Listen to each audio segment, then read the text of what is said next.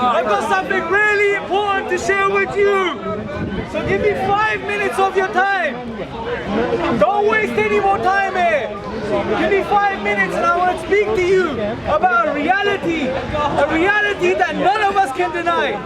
A reality that we're all going to face. That is death. Every single one of us is going to die, whether we like it or we don't like it. We are all heading towards our deaths. We are all heading towards our graves. It's a reality that is going to come true.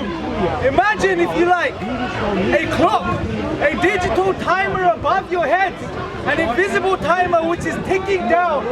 Every single second of your life is ticking and you are heading towards your graves. Now, if this is the reality, then we need to answer some profound questions. Some very, very profound questions. Such as, what is the purpose of life? Why are we here? Who created us? Where are we going? Is there a creator? If we're going to die, then we need to find these answers. And inshallah, God willing, in the next 5 minutes or so, I'm going to address these questions and I'm going to give you a perspective which you can take away and consider. Now let's answer the first, the most important question. Does God exist? Is there a creator? Is there a creator who created us and put us here? And has he put us here with a purpose? I would argue that there are really good reasons to believe in the existence of God. There are some amazing reasons to believe in the existence of God. And I'll give you two arguments, two profound arguments. One which comes directly from the Quran itself. In chapter 52 of the Quran, verse 35, God says something very profound. I want you to pay attention. He says, أم خلقوا من غير شيء أم هم الخالقون أم خلقوا السماوات والأرض بل لا يوقنون أم خلقوا من غير شيء أم هم الخالقون أم خلقوا السماوات والأرض بل لا يوقنون. Or were they created by nothing? Or were they the creators themselves? Now this requires a bit of reflection. But when we think about this, this is profound. Why? Let me point it out to you. What is the first option God is giving us? He is saying, were they created by nothing? Now let me ask you a question. Can nothing create something? Think about this for a second. Can nothing create something?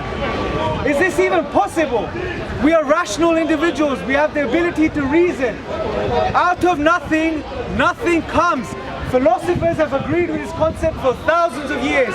Out of nothing, you get nothing. Now let's look at the second option. Or are they the creators themselves? Can you create yourself? Can anyone create themselves? No. No way. It's impossible.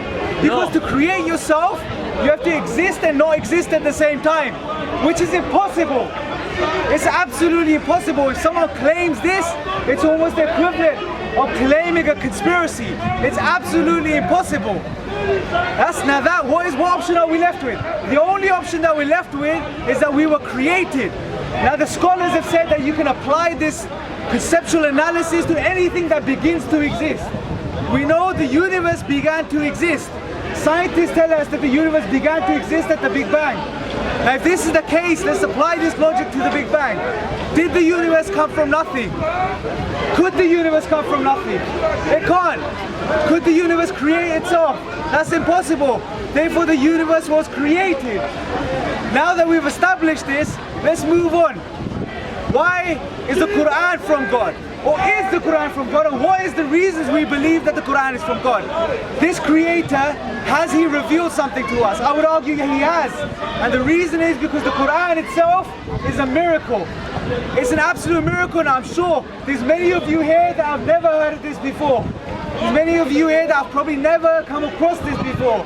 But the Quran is an absolute miracle because it's a unique literary form. It's an amazing miracle in the Arabic language. Now why do I say this? Let me explain something first. What is a miracle? Let's define what a miracle is first. A miracle is something that lies outside the productive capacity of nature. What do I mean by this? A miracle is something which cannot be naturally produced. If it could be naturally produced, then it's not a miracle. Is everyone following me, right? If you can do something naturally, then it's not a miracle. If nature can produce an effect, it's no longer a miracle. So anything that's beyond the capacity of nature is a miracle. The Quran is beyond the capacity of nature. It cannot be naturally produced. Think about this for a second now. The Arabic language, just like every other language, has a structure. It's broken down into prose and poetry. I am speaking to you in the English language, sir. The English is also broken down into a structure, prose and poetry. I am speaking to you in prose, straightforward speech. Now, what is unique about the Quran? The Quran is in the Arabic language, yet it descopes the known forms of the Arabic language. This is why Orientalist scholars, non-Muslim Arabic scholars have said, such as Arthur J. Aubrey, he states the Quran is neither prose nor poetry, but it's a unique fusion which we cannot replicate. And this is why the Quran makes a challenge. Over 1400 years ago it says, وإن كنتم في ريب مما نزلنا على عبدنا فأتوا بسورة من مثله وادعوا شهداءكم من دون الله إن كنتم صادقين. If you are in doubt as to what we have revealed to the messenger Prophet Muhammad, upon whom be peace, then produce a chapter like it.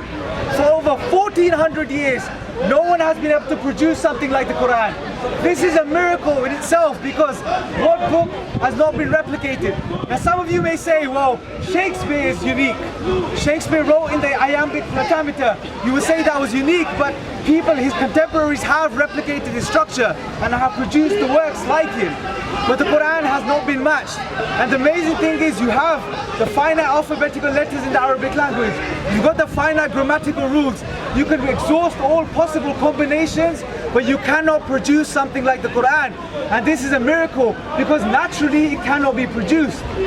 And this is why the Quran is a miracle. Now there are many other miracles of the Quran.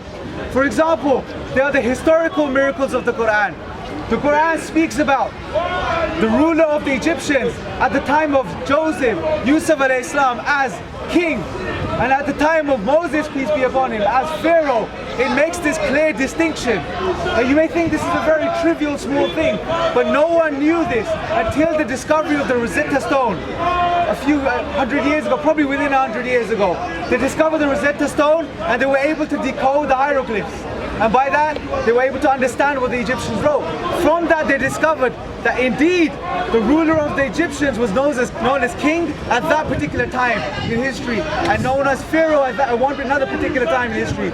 This was unknown. This is a miracle, because no one knew of these facts over 1400 years ago. So my friends, I urge you and encourage you to look past the media narrative, to look past the lies that the media are telling you about Islam. What the media want is a story. They want a story that will sell, a story that will be entertaining to people, a story that will engage people and get them views. They're not concerned with the truth. The truth is totally different from what the media says. So I encourage you and I urge you to be just to yourselves and to get a copy of the Quran and to read the Quran. The brothers have some free material. Please help yourself, take some copies from them. And I pray that God guides all of us and helps you. I thank you for taking the time to listen. Thank you for your time. Okay. He's going to hand out some material, so please take some material off these brothers. Let me give to you. Yeah, it's English. Can I talk to you for 2 minutes if you don't mind? Yeah. For 2 minutes, yeah? I told them. Hi, how are you? Hi, fine. What's your name? Tanya. Sanya, nice to meet you. Your name? Assalamu alaikum. Nice to meet you. Okay, can I talk with you for 2 minutes, yeah?